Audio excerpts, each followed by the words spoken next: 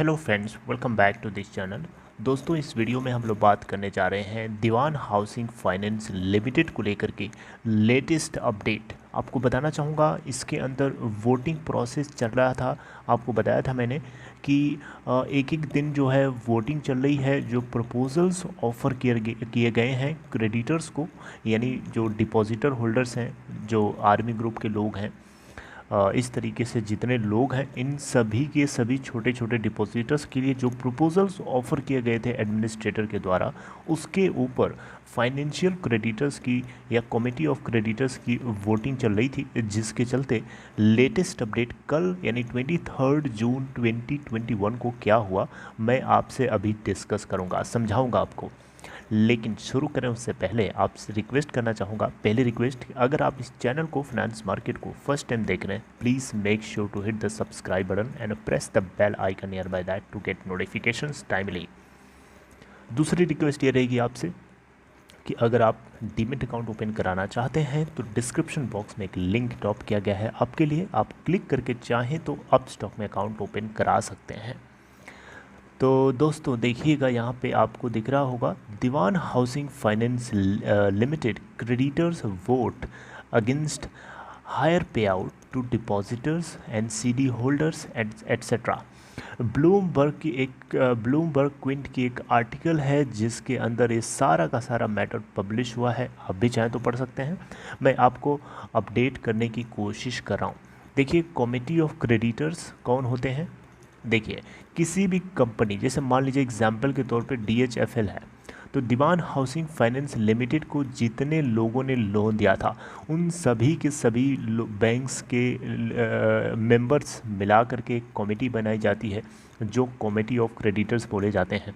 ये मिल करके किसी भी फाइनेंशियल डिसीजन के ऊपर वोटिंग करते हैं, उसके फेवर में या उसके अगेंस्ट में, जैसी ज़रूरत होती है, जैसा इनको लगता है।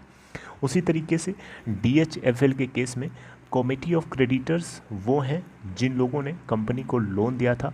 अब लोन ना चुका पाने की वजह से इन बैंक्स को नुकसान हुआ, जिसके चलते ये बैंक्स इस कंपनी को नेशनल कंपनी लॉ ट्रिब्यूनल के अंदर लेकर के गए, जहां पे फाइनली ये फैसला लिया गया। नेशनल कंपनी लॉ ट्रिब्यूनल ने इंसॉल्वेंसी एंड बैंकरप्सी कोर्ट के रास्ते से ये लोग उसको लेकर के गया, और यहाँ पे फाइनली ये हुआ कि इसके लिए एक एडमिनिस्ट्रेटर अपॉइंट किया गया, और फाइनली ये पूरा का पूरा प्रक्रिया चल रही है। तो देखिए अभी क्या हुआ है, जो इस कंपनी के कमेटी ऑफ क्रेडिटर्स हैं DHFL के, इन सभी के सभी ने प्रपोज्ड की गई प्लान के अगेंस्ट वोटिंग किया है। जी हाँ, 98%, आई थिंक मैं सही बोल रहा हूँ, 98 या 99 था, कुछ ऐसी डेटा था, मैं आपको एग्जैक्टली, हाँ 90 नहीं है दोस्तों, 89.19% है, जो कि ऑलमोस्ट 90% है। ठीक है, राउंड ऑफ करके। तो अगर हम राउंड ऑफ करेंगे तब भी 90 नहीं आएगा, लेकिन मैं मान ले रहा हूँ 90%। तो देखिए 90% कमेटी ऑफ क्रेडिटर्स ने इस कंपनी के छोटे छोटे डिपॉजिटर्स के लिए जो प्रपोजल दिया गया था एडमिनिस्ट्रेटर के द्वारा, उसको अगेंस्ट यानी उसके खिलाफ वोटिंग करी है। यानी वो नहीं चाहते हैं कि इन छोटे छोटे डिपॉजिट होल्डर्स को, NCD होल्डर्स को, चाहे वो सिक्योर्ड हो चाहे अनसिक्योर्ड हो, ज़्यादा पेमेंट करी जाए, वो बिल्कुल इसके खिलाफ हैं। देखिए यहाँ पे आपको बताना चाहूँगा, जो आर्मी ग्रुप के लोग थे जिनके लिए 39 करोड़ रुपए का क्लेम यहाँ पे फुल अमाउंट में पे करने के लिए प्रपोजल दिया गया था, इसको भी इन कमेटी ऑफ क्रेडिटर्स ने डाउन कर दिया है, यानी इसको भी अगेंस्ट वोट किया है।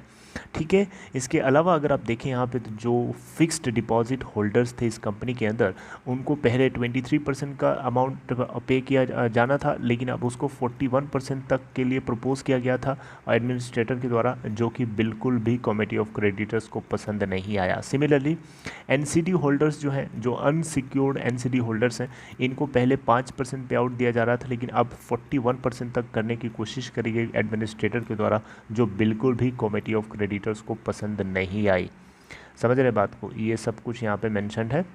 तो ओवरऑल यहाँ पे ब्लूमबर्ग की तरफ से रिपोर्ट किया गया है कि 89.19% यानी ऑलमोस्ट 90% फाइनेंशियल क्रेडिटर्स जो हैं इस पूरे प्रपोजल के अगेंस्ट वोट किया है, और यहाँ पे इसको सक्सेसफुली आगे बढ़ने के लिए 66% एटलीस्ट जो है फाइनेंशियल क्रेडिटर्स की वोटिंग जो है फेवर में होनी चाहिए थी। लेकिन ये तो होने से रहा। सेपरेटली अगर आप यहाँ देखें तो majority of committee of creditors जो है स्टेट बैंक ऑफ इंडिया और union bank of India and catalyst ट्रस्टशिप के फेवर में वोट किया है, ताकि जो एडमिनिस्ट्रेटिव जो पार्टी है या जो एडमिनिस्ट्रेटर है, जो रिप्रेजेंटेटिव्स हैं, वो इन बैंक से चूज़ किए जाएं, state bank of India, union bank of India से, ना कि जो अभी है। तो यहाँ पे अभी जो एडमिनिस्ट्रेटर बनाए गए हैं उनका नाम है आर सुब्रमण्यम कुमार, जो कि रिजर्व बैंक ऑफ इंडिया की तरफ से अपॉइंटेड है। ये बात आपको कई बार मैंने बताई है। तो कहीं न कहीं इन कमेटी ऑफ क्रेडिटर्स को ऐसा लगता है कि आरबीआई अपॉइंटेड सुब्रमण्यम कुमार जो इसके एडमिनिस्ट्रेटिव पार्ट को संभाल रहे हैं, वो कहीं न कहीं जो उनके दिमाग में आ रहा है या जो वो प्रपोज़ल ऑफ़र कर रहे हैं, उससे कहीं न कहीं बैंक्स को ज़्यादा नुकसान है। उनको ऐसा लगता है, इन बैंक्स को ऐसा लगता है, ठीक है, जिसके लिए वो चाहते हैं कि ऐसा ना हो, बल्कि स्टेट बैंक ऑफ इंडिया से कोई रिप्रेजेंटेटिव चूज़ किया जाए, यूनियन बैंक ऑफ इंडिया से चूज़ किया जाए इस पूरे के पूरे डीएचएफएल के केस को संभालने के लिए। और यहाँ पे पिरामिल ग्रुप के रिजोल्यूशन प्लान को डेफिनेटली इसमें इंक्लूड तो किया गया है, ऐसा नहीं है कि किया नहीं है, लेकिन कहीं न कहीं वो चाहते हैं कि कम से कम देना पड़े छोटे छोटे होल्डर्स को, ताकि ज़्यादा से ज़्यादा माल उनके हाथ में बना रहे। देखिए, नेशनल कंपनी लॉ ट्रिब्यूनल ने 7 जून 2021 को रिक्वेस्ट तक किया था इन सभी के सभी इन सभी के सभी जो क्रेडिटर्स हैं, जो फाइनेंशियल क्रेडिटर्स हैं, जो बैंक्स हैं, जो बड़े बड़े इंस्टीट्यूशंस हैं फाइनेंशियल, इन सभी से रिक्वेस्ट तक किया था कि आप लोग जो है 14 दिन का टाइम लीजिए और एक फाइनल प्रपोज़ल, फाइनल रिपोर्ट तैयार करके आप मुझे फिर से बताइए। और आप कोशिश करिए कि जो फिक्स डिपॉजिट होल्डर्स हैं, एनसीडी होल्डर्स हैं, इन सभी को फुल अमाउंट दिया जाए, क्योंकि लो रिस्क इन्वेस्टमेंट होता है इनका इक्विटी के कंपेयर में। और उसके अलावा अगर आप देखें तो जो स्ट्रॉन्गर फाइनेंशियल इंस्टीट्यूशंस हैं, जैसे कि बड़े बड़े जो बैंक्स हैं, उनके कंपेयर में इनको ज़्यादा अमाउंट मिलना चाहिए, क्योंकि ये ज़्यादा हेयर कट को झेल नहीं सकते, क्योंकि इनके पास छोटे छोटे इन्वेस्टर्स होते हैं, दिन की कमाई बहुत कम होती है, ज़िंदगी भर की कमाई जुटा जुटा के जमा करते हैं, इनके साथ पूरा इनका अमाउंट पे किया जाना चाहिए। लेकिन ये तो होने से रहा, ये तो चाहते नहीं है ऐसा हो। तो देखिए, फाइनली मैं आपको बताना चाहूँगा, अच्छा एक चीज़ और सुनिए, यहाँ पे एनसीडी होल्डर्स जो हैं उनका क्लेम है 1500 करोड़ रुपए का, और जो फिक्स डिपॉजिटर्स हैं छोटे छोटे इस कंपनी के अंदर, डीएचएफएल के अंदर, उनका क्लेम है लगभग 5400 करोड़ रुपए का। ठीक है, तो जो ये बिल्कुल भी नहीं चाहते हैं कमेटी ऑफ क्रेडिटर्स की इतना अमाउंट पे करना पड़े, वो चाहते हैं कम से कम पे करना। तो यहाँ पे फाइनली अगर आप देखें तो जो भी कमेटी ऑफ क्रेडिटर्स की तरफ से किया जा रहा है वो definitely national company law tribunal के दिए हुए ऑर्डर के खिलाफ जा रहा है। और नेशनल कंपनी लॉ ट्रिब्यूनल के ऑर्डर के अगर खिलाफ जाएगा तो मुझे लगता है कि पिरामिल ग्रुप के लिए एक बहुत बड़ा दर्द भी हो सकता है। समझ रहे बात को, क्योंकि पिरामिल ग्रुप तो चाहता है कि उसको ये कंपनी मिले, और नेशनल कंपनी लॉ ट्रिब्यूनल ने ये अप्रूवल दिया नहीं है। आपको मैं बताना चाहूँगा, ये अप्रूवल पास नहीं किया है नेशनल कंपनी लॉ ट्रिब्यूनल ने, सिर्फ उसने कंडीशनल बेसिस पे बात बोली थी कि ठीक है, आप लोग पहले छोटे छोटे डिपॉजिटर्स को थोड़ा हायर पे आउट के लिए स्कीम ले आइए, उसके बाद ये अप्रूवल दिया जाएगा। समझ रहे बात को, तो अभी अप्रूवल दिया नहीं है, इस बात की ये बात आपको पता होनी चाहिए, राइट।